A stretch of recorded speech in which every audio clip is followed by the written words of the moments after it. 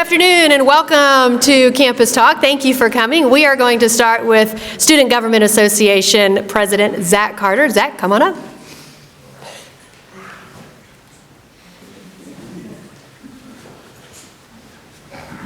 All right, good afternoon. I promise I will keep my report short and brief and not take too much of your time. Thank you, Christina, for giving me this platform to kind of speak about some things. And one thing I'm really excited about speaking about today, is my one and only thing actually, is this upcoming Friday, we're having a big event on campus called, well, it's the first inaugural meeting of the Arkansas Association of Students.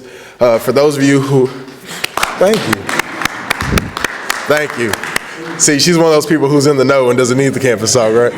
So for those of you who aren't aware, the state of Arkansas, all of our student bodies are have been functioning in their own ways, and we haven't necessarily been as united as we could have been. As you can see, some other states within the country have formed these coalitions where all of the student body presidents or some type of representation from each student government, they come together and they, on behalf of students across the whole state, they lobby for different things like funding in higher education and different issues that might be direct to students. So we're really excited, and first off, we're excited that we're taking the lead on this initiative, and I'm really proud of my senators for putting this together, because this has been one of our goals for at least the past 3 or 4 years. And now we're finally here. We finally got in contact with all of the 4-year public institutions, and so that'll be great. We'll have 3 representatives from each school: Arkansas, Fayetteville, A-State, and you name them, every last one of the 4-year public institutions. So they'll be here Friday. So if you see any of those student representatives, be sure to give them a warm, bare welcome and say thank you for being here and thank you for your service. And so as far as the agenda of it, we have Dr. Brett Powell coming to give us a presentation from his standpoint. We also have representatives coming from the House and Senate. So it'll be an interesting ride, and it'll be a long day for us, but hopefully we can get a lot of good information. And so when we actually have our Day at the Capitol event, which is shameless plug, which is April 8th, and that's our day to make an impact to our legislators and go to the Capitol and do some student lobbying, if you would. So that's what I'm really excited about. So if you see any of our senators, mainly Stephanie Daigle, I can't take all the credit for this because she's the one who has been working really hard at this. So if you see any of our senators, just say, hey, I've heard about some of the big, great things you're doing here, and I look forward to seeing the future of it. So if you have any other questions, I'll be hanging around here, or you can just stop by and see me in my office in the second floor of the Student Center. All right? Oh, the location? The location for Friday, it is in the skyboxes over in Bear Hall, the 5th floor. So if you're interested, you're curious about stopping by, just send me an email or whatever first, because it's one of those open things, but at the same time, it's limited space. So if you're curious about some of that stuff, just be sure to shoot me an email. All right? Thank you.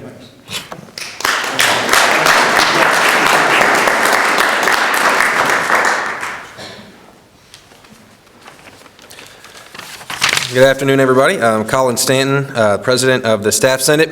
I just want to give you a quick update on some of the things we have going on with staff. And first, to recap our fall semester, we ended the calendar year with a great turnout, sold out turnout at our Winter Feast event. A special thanks to President Courtway and Aramark for co-sponsoring that event with us, and had a great show of support and giving from the UCA community for our Angel Bear program.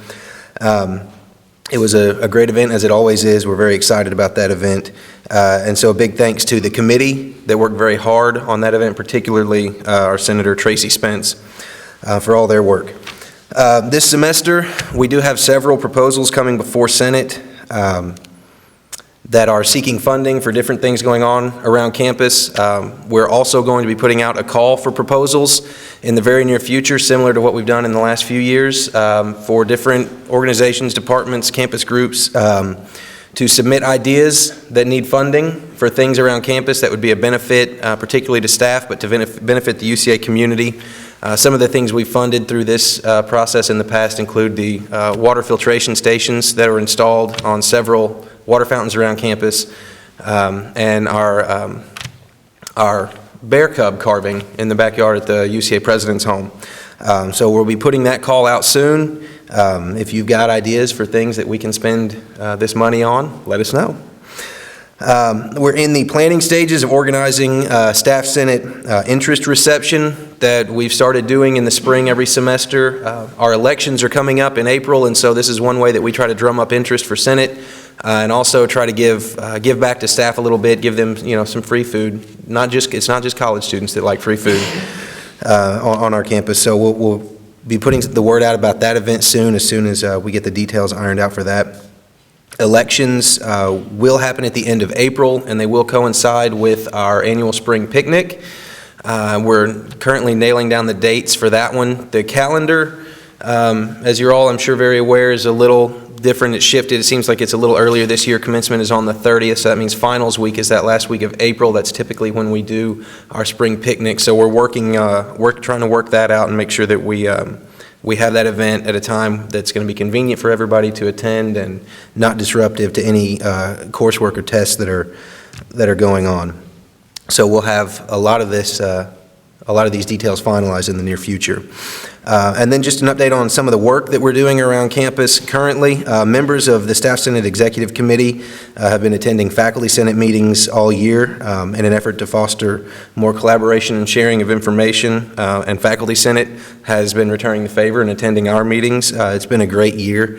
I think probably more so than any year I can remember, Faculty Senate and Staff Senate have been working very closely together. And so we're very grateful for that relationship that we have with our colleagues in academic affairs. A few of our executive committee members, Chad Hearn, who's our ex officio and past president, Kevin Carter, who's our president-elect, and myself, we've been attending faculty handbook committee meetings all year, and that group has had and I'm sure Faculty Senate will address this more, quite a task trying to clean up some of the language involving university committees, and we know that a lot of those committees involve heavy staff involvement, so we've been trying to assist in that manner however we can. And we're very glad to have had that opportunity to serve alongside our faculty colleagues in that. And then lastly, our Staff Senate appointees to the Strategic Planning Task Force have worked very hard since July in drafting the new strategic plan, and we're very proud of the work that they've done on that, and very thankful for the leadership of Dr. Tammy Rogers and Dr. Nancy Reese, who've led that task force. So. That's just a quick recap of what we've got going on. Like I said, there will be a lot of details coming out about some of our events in the near future, but I would be more than happy to answer any questions about any of those things. Thank you very much.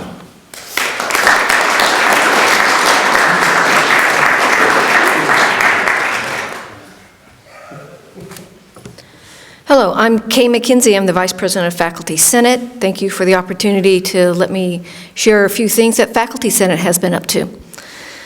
To pivot off of the Staff Senate updates, we have been working on the update of the Faculty Handbook, focusing on the committees, which is Chapter 7.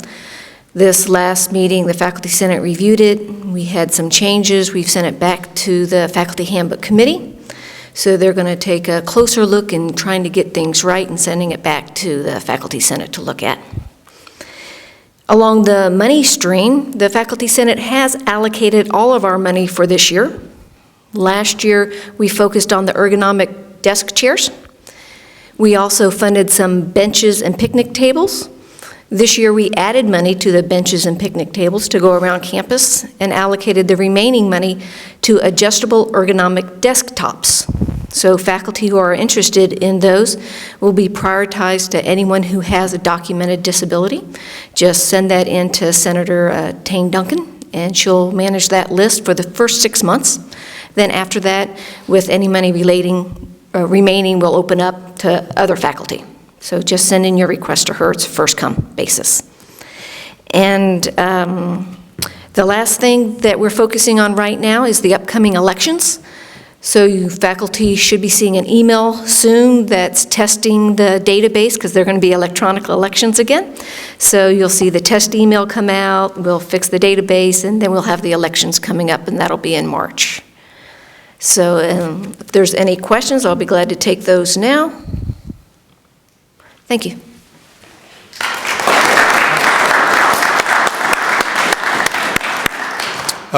Thanks to the two presidents and the one president-elect or vice president for your comments. I'll try to be brief. First of all, the day started off great for me. Before I even sat down at my desk this morning, I got a call from Ashley Ross, Zach, and she told me that yesterday she got admitted to vet school at Mississippi State, which I forgot to tell the executive staff that this morning when we were meeting. I told her that we were all going to be thrilled because I know how important that was to Ashley, so we're very excited for her.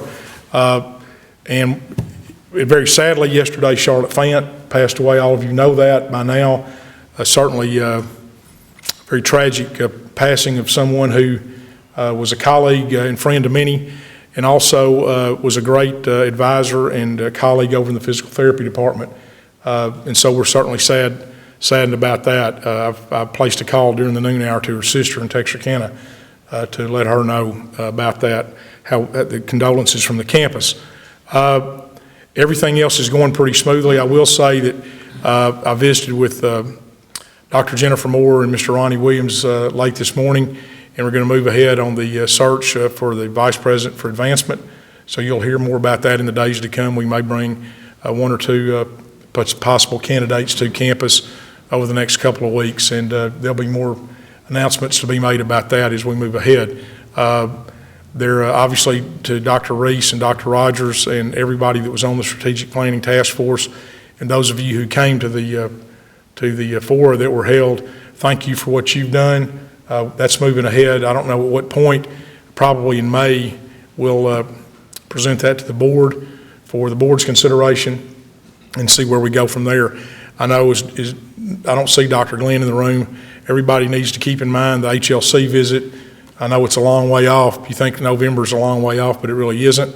So that will be here before we know it. If you're involved in the self-study, I think August sometime is what they call the lockdown date or whatever it is for our self-study to be submitted.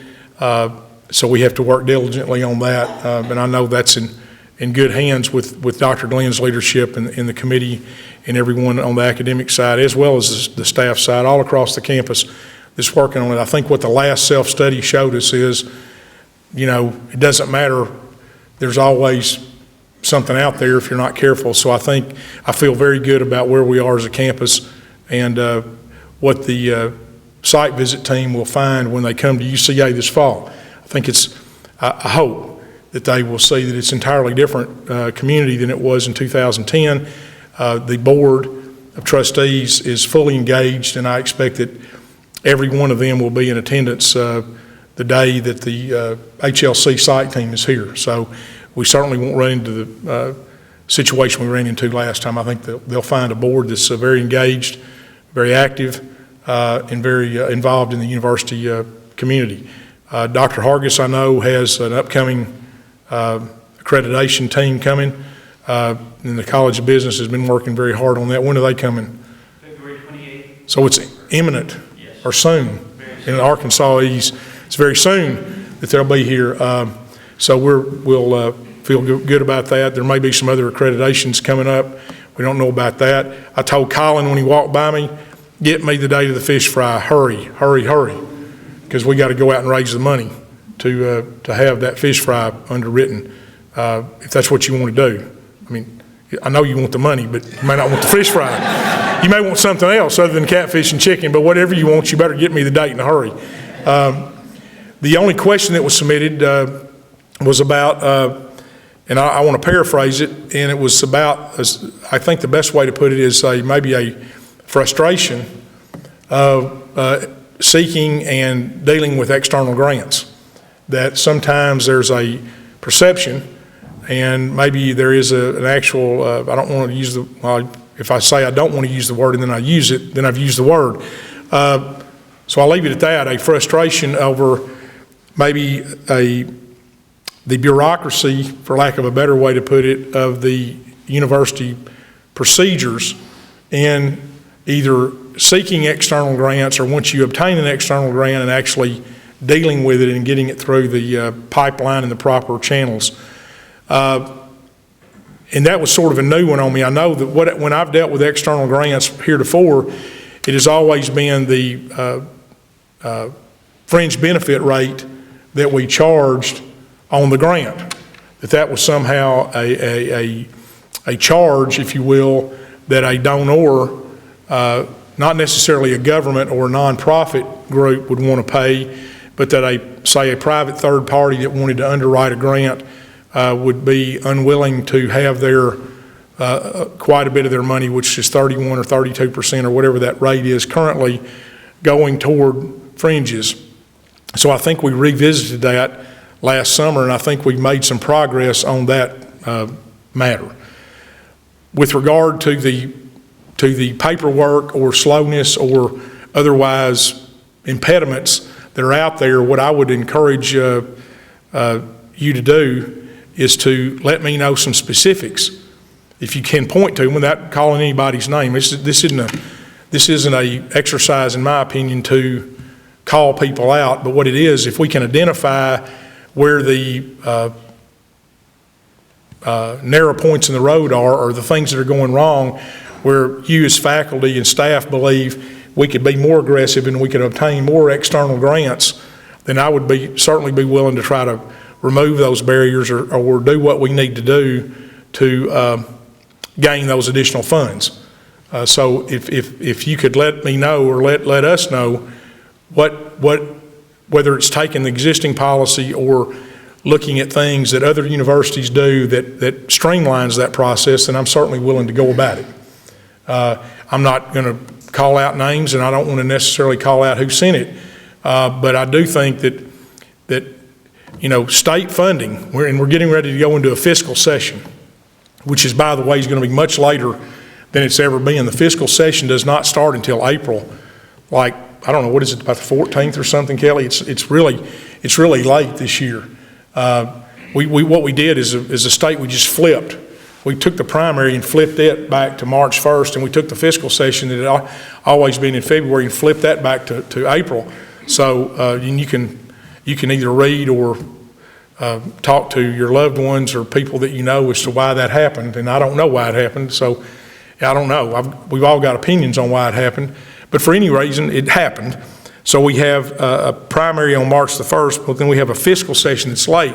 The point on external grants is, with the pressures on the state budget, external funding, whether it's from private sources to gifts to the UCA Foundation for scholarships or equipment or faculty stipends, coupled with whatever external funding that we can get for research, for faculty or students, is much more critical than it's ever been. I mean, it seemed to me years ago, the pressure for the faculty would have been, I need to get that grant so that when I come up for tenure, that I've got another feather in my hat to show my colleagues and everyone that this is what I've done.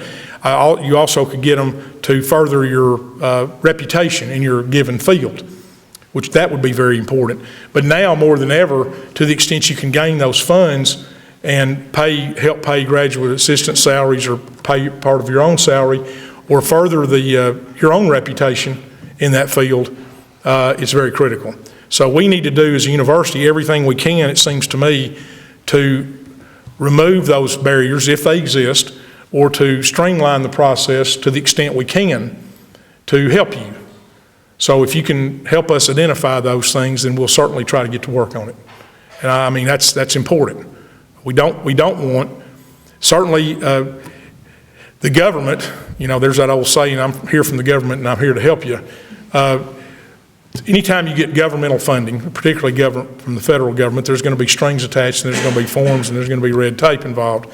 But that's okay. We have to deal with that. But what we don't need to do is have things on our campus that somehow operates to impede that process. So we'll commit to try to speeding it up, but if we can identify how we can do it.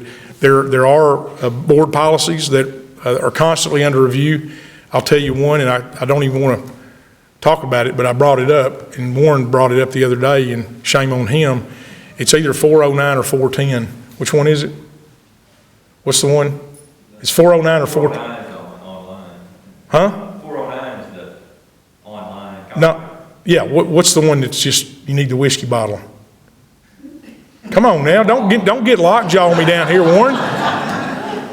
Warren, he tells me one thing, he comes down here and he goes in the tank on me. Anyway, there's one, just take my word for it. Warren has said there's one that is so confusing and so convoluted, and he's right. And years ago, I tried to look at it and read it, and I gave up. So I can't remember which one it is, but some of those are so complicated, and we'll certainly need to take a look at that too. I'm trying to think what else. Real quickly, if you were at the board meeting, I thought Diane did a great job on the construction update to bring everybody up to date on where we are on projects. Conway Corporation Center for Sciences is coming along very, very nicely. We're very proud of that. I talked to Richie Arnold, who's the CEO of Conway Corp at lunch a minute ago, and they're pleased with the way it's developing, also with the way the entryway is going to have things about Conway Corp and its legacy and its support of higher ed in Faulkner County since 1929. So we're all very pleased with that. The planetarium, I think, may be a huge marketing opportunity for this institution. It's going to be something that is going to be highly utilized. We can bring a lot of K-12 school districts here, I believe, during the week, and have shows and productions for those school children.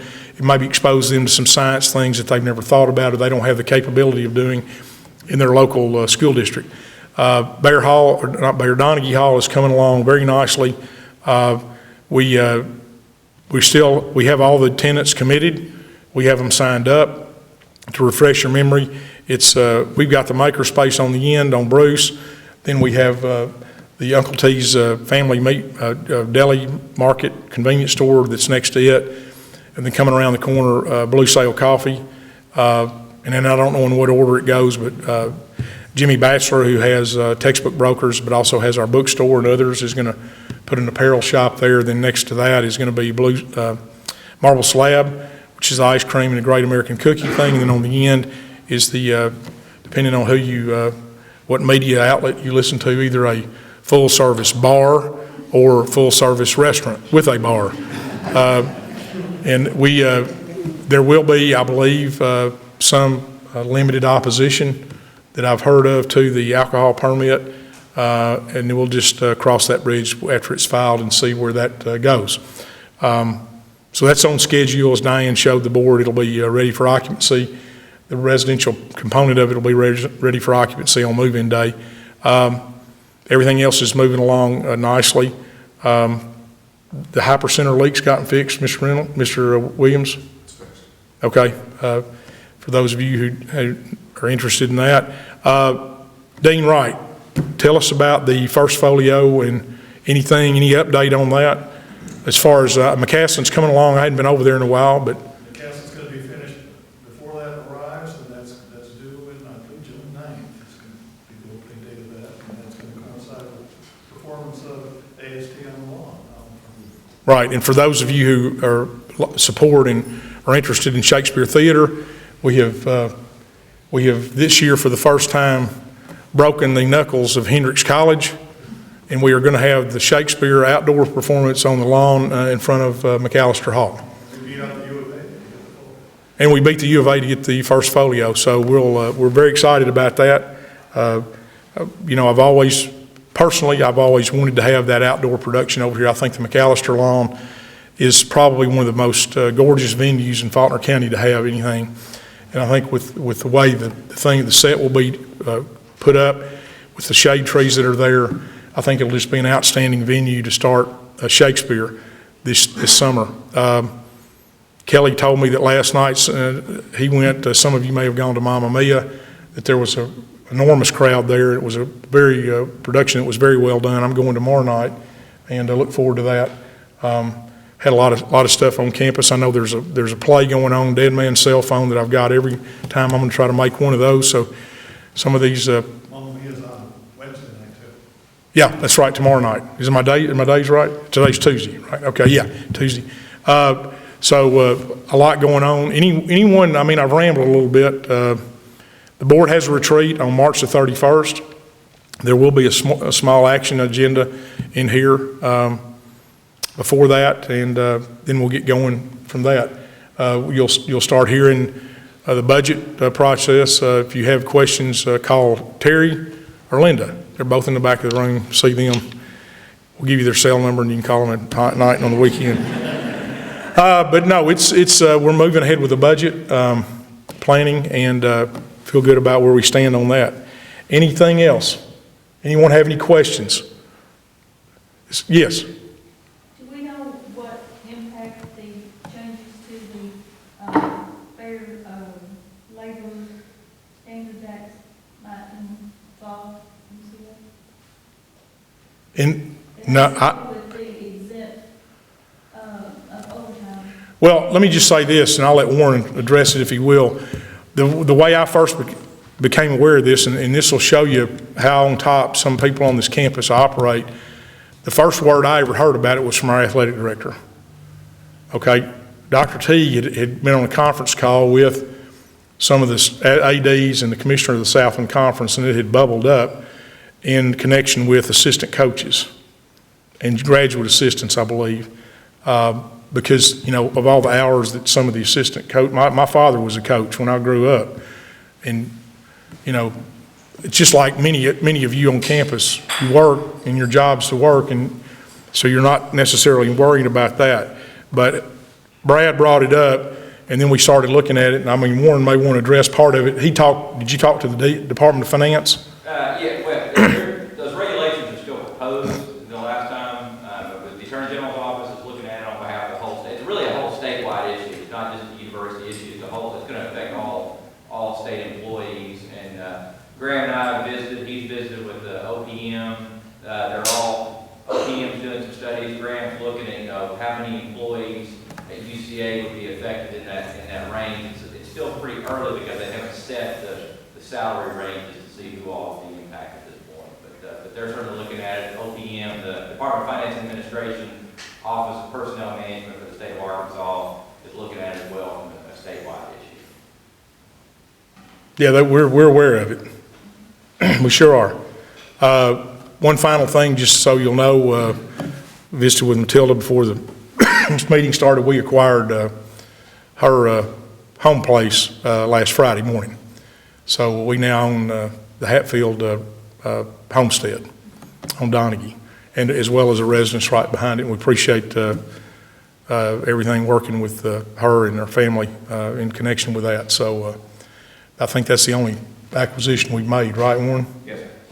Okay. We have a couple others we're looking at, but haven't come to fruition yet. But we're pursuing at least one. Anything else? Good question about the Fair Labor. I'd forgotten all about it. But Brad brought it up. We talked about it. Warren's worked on it. I know Graham's been involved in it. What else? Is that it? I don't want these things to become so monotonous and so routine that anybody shows up. We're going to have 2 this semester and probably 2 in the fall to try to keep I think it's critical to keep everybody informed. I know they videotape them, but also and we're not doing it just to put window, let me just say this, we're not doing this just to put window dressing for the HLC. We never have and never will. But I think it's important that there be a forum that anyone that has a question, just like the Fair Labor Standards Act or whatever, just to sort of take down some of the mystery about what's going on around here. Yes, Penny. I knew if I talked long enough, I should have shut up. Go ahead. My bad. I'm not exactly sure how to frame this question, but it has to do with our insurance, and as we're making those changes, I came to the forms where they have the wellness applicants, and as I understand it, one of the benefits to us as the institution is we could be getting money back because we're being self-insured, is that the right word? And also, we will own the data that UnitedHealthcare has currently owned on us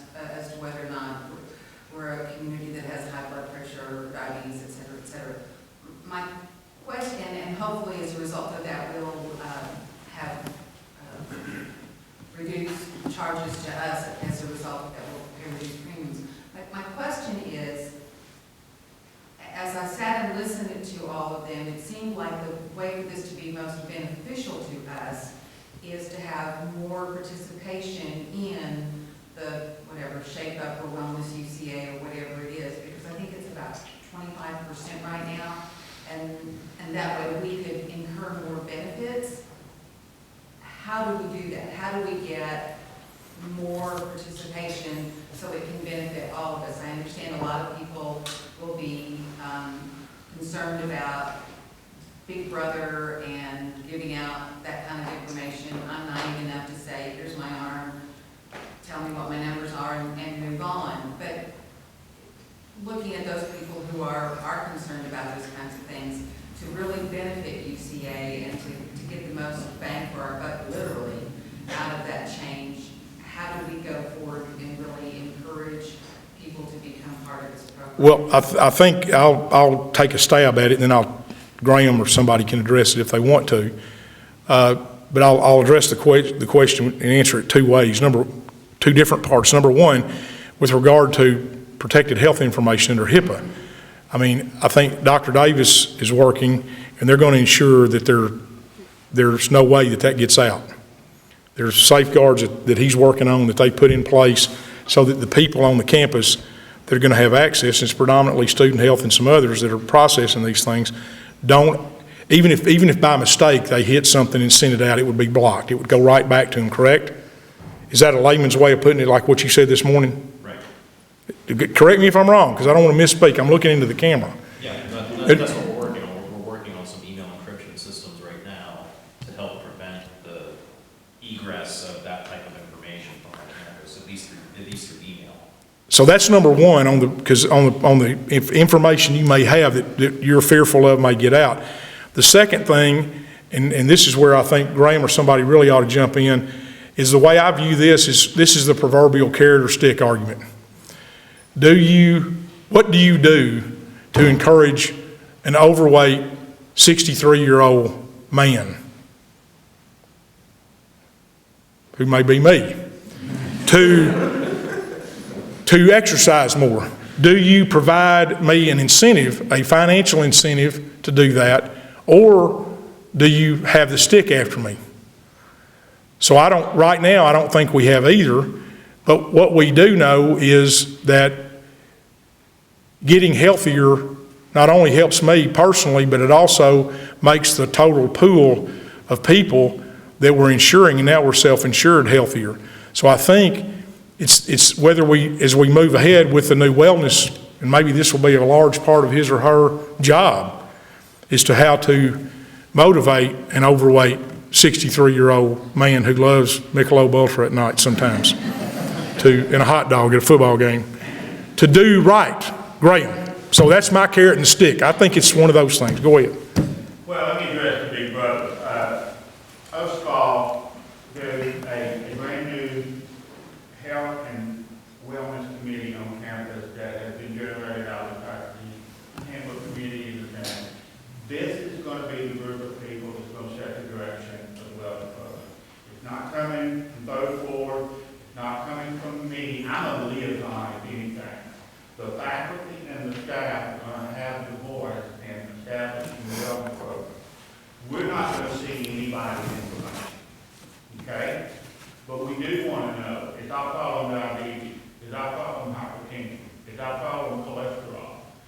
Once we gather that data, that's going to dictate the direction of the wellness program. Because we can't pull a program off the shelf. May look good, may have bells and whistles, it may sound good, but it may not be effective. And we're going to be looking at outcomes based. And yes, the overall view at the end is hopefully we'll hold down healthcare costs and have a healthier culture. But it's all going to be the oversight is going to come from your peers. We're going to utilize our professionals on campus in nutrition, exercise science, OT, PT, nursing, you name it. So that's kind of the oversight of it. So I just want everybody, I am not going to see anybody's information, nor will any other individual. But we're going to look at the aggregate data and use that as the foundation for the program. The